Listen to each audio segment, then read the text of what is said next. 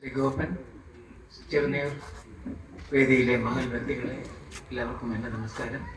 സദസ്സിലെ കലാസ്വാദകരെ, കലാകാരന്മാരെ എല്ലാവർക്കും എൻ്റെ നമസ്കാരം.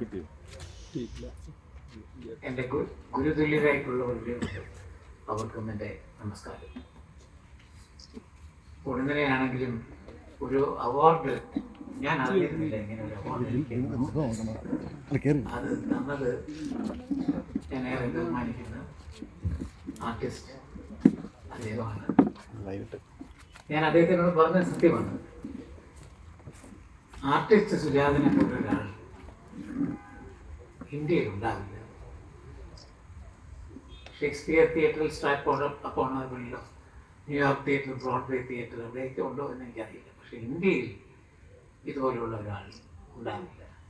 പക്ഷെ അദ്ദേഹത്തിൻ്റെ മൂല്യം എന്താണെന്ന് നമ്മൾ തിരിച്ചറിഞ്ഞിട്ടുണ്ടോ എന്നതാണ് നമ്മൾ ചിന്തിക്കേണ്ടത്. ഇപ്പോൾ അദ്ദേഹത്തിൻ്റെ കയ്യിൽ നിന്ന് അഭിമാനത്തോടെ, സന്തോഷത്തോടെ ഈ പുരസ്കാരം ഞാൻ ഏറ്റുകൊള്ളുന്നു.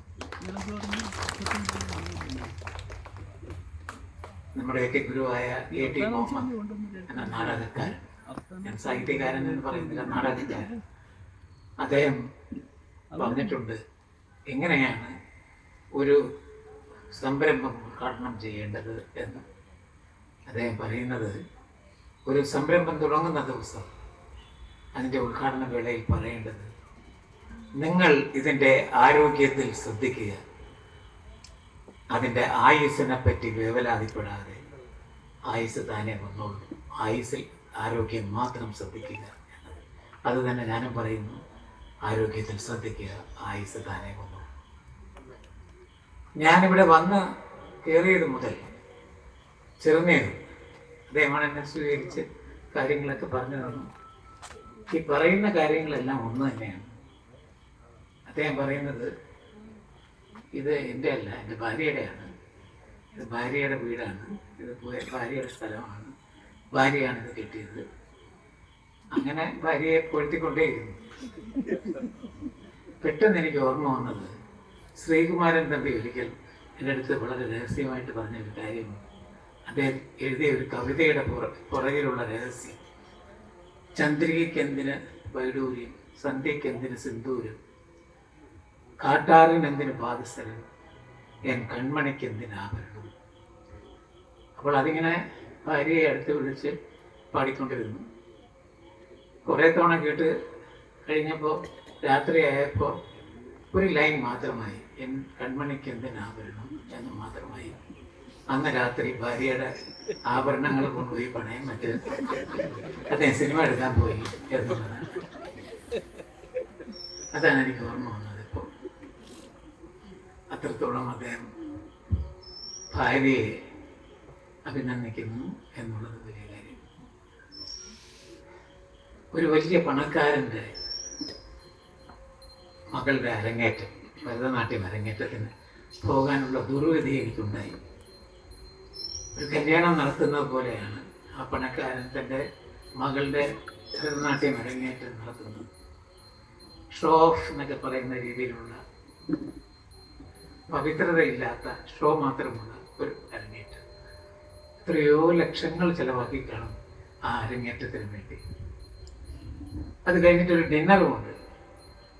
അപ്പോൾ ഞാൻ ഇതിനൊന്നും നിൽക്കാൻ തോന്നുകയുമില്ല ഇങ്ങനെയുള്ള കാര്യങ്ങൾ.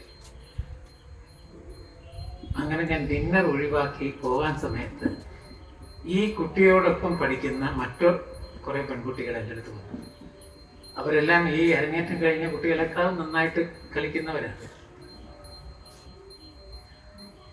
അതിലൊരു കുട്ടി എൻ്റെ അടുത്ത് ചോദിച്ചു, ഭക്ഷണം കഴിക്കുന്നില്ലേ എന്ന് ചോദിച്ചു. ഞാൻ പറഞ്ഞില്ല, ഞാൻ കഴിക്കുന്നില്ല. എന്നിട്ട് ഞാൻ തമാശ രൂപത്തിൽ ആ കുട്ടിയോട് പറഞ്ഞു, നിന്റെ അരങ്ങേറ്റത്തിന് എന്നെ വിളിക്കുമോ, ഞാൻ വരണ്ടേ എന്ന്. അവളൊന്നും പറഞ്ഞില്ല. കുറച്ച് കഴിഞ്ഞിട്ട് അവൾ പറഞ്ഞു, ഞങ്ങളൊന്നും അത് മോഹിക്കാൻ പാടില്ലല്ലോ എന്നുള്ളത്. എൻ്റെ ചങ്കിൽ കൊണ്ട വരികളാണ്. ഒരു പാവപ്പെട്ട ഓട്ടോറിക്ഷക്കാരൻ്റെ മകൾ, ഞങ്ങളൊന്നും അത് മോഹിക്കാൻ പാടില്ലല്ലോ. ആ ചങ്കിലെ എൻ്റെ ചങ്കിൽ കൊണ്ട് ആ വരികൾ കുത്തുപോലെയാണ് കൊണ്ട്.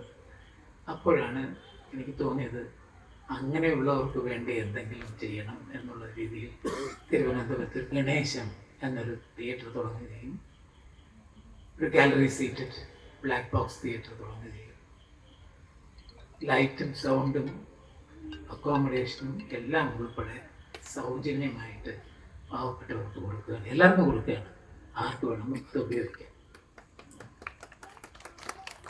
അതാണ് ഇവിടെ ചെയ്തത്. ഒരിക്കൽ എനിക്ക് ഇത് പറയുമ്പോൾ MTയുടെ ഒരു ഡയലോഗ് ഓർമ്മ വരുന്നു. ഭ്രാന്തൻ വേലായുധന് അടി കൊള്ളുകയാണ്, നല്ല അടി കൊടുക്കുകയാണ്, മന്ത്രവാദം. അപ്പോൾ മന്ത്രങ്ങളുടെ പശ്ചാത്തലത്തിൽ ഈ അടി കൊള്ളുന്നു. വേലായുധനായ വേദന കൊണ്ട് വിളിക്കുകയാണ്, വേദന കൊണ്ട് ഇങ്ങനെ വിളിച്ചുകൊണ്ടേയിരിക്കുന്നു. അയ്യോ അമ്മേ അടിക്കരുത്, അടിക്കരുതെന്ന് പറയൂ അമ്മേ എന്നൊക്കെ പറയും. പക്ഷേ അടിച്ചുകൊണ്ടേയിരിക്കുന്നു. പുറത്തു പോകും, നീ പുറത്തു പോകും എന്ന് പറയും. അപ്പോൾ ഉണ്ണിയും അമ്മുവും, ആ ഉണ്ണി അമ്മുവിനോട് പറയുന്നു, എന്തിനാ ഇങ്ങനെ ഇട്ട് അടിക്കുന്നത്?